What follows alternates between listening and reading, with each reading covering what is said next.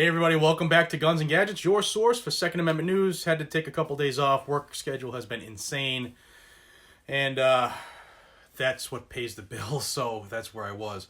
Wanted to tell everybody first off that Thursday last week, the 14th of March, 2019, the Hearing Protection Act was resubmitted into the Senate. The bill is now S-817. It has 12 co-sponsors as of the recording of this video. And until the text is uploaded, all it's known as right now is a bill to amend the Internal Revenue Code of 1986 to remove silencers from the definition of firearms and for other purposes. From what I've heard, it's going to be just about the exact same copy that we had in the last session of Congress that got a lot of support. Now, the makeup of Congress is vastly different now. The country is in turmoil as far as Second Amendment rights, and the attack is even more feverish this year than it was last year. So do I think the Hearing Protection Act has a chance? Not in and of itself. Personally, I don't. I could be wrong. I've been wrong numerous times in my life. And this was submitted by Senator Mike Crapo from Idaho. He's a Republican, obviously. And because there's only 12 co-sponsors right now, I'll just read them off to you. If your senator's on here, call him and give him a thumbs up. If he's not on here, call him and find out why, especially if he's a Republican.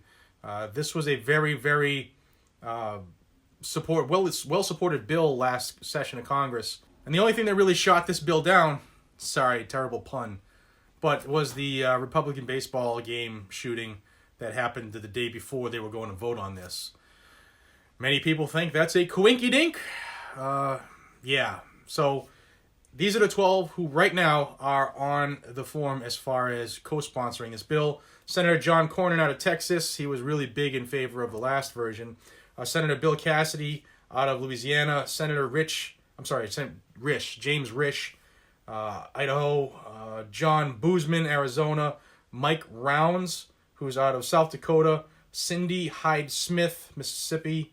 Deb Fisher, out of Nebraska. Jerry Morin, Kansas. Tom Tillis, Thom, North Carolina. Dan Sullivan out of Alaska. Joni Ernst out of Iowa. And James Inhofe, I-N-H-O-F-E, James M. Inhofe, Oklahoma. Those are the 12 that have put their name behind this.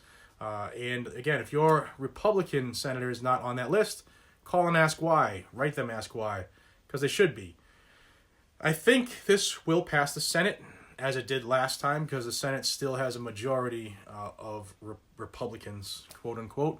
In my humble opinion, when it goes to the House, not a snowball's chance in hell, especially with the types of AOC and the white trench coat mafia that was over there during the president's State of the Union address. Those clowns, they'll never vote for something like this. But it needs to be done, and they're suppressors, silencers. They serve a purpose. They're not going to make you into a ninja. Those of you who think that this is a terrible thing have been influenced by television and maybe have never even seen one or heard one in real life. They don't make anything silent. It's just about putting a muffler on a loud pipe. That's all. It's the same exact thing that's on your vehicles. In fact, the design is pretty similar to it as well. So call in support of, and if your guys and gals are not on that list, call and ask why they're not in support of. Until we see each other again, this is Jared from Guns and Gadgets. The Hearing Protection Act is back on the docket. I'll keep you advised right here. So subscribe to the channel if you haven't already.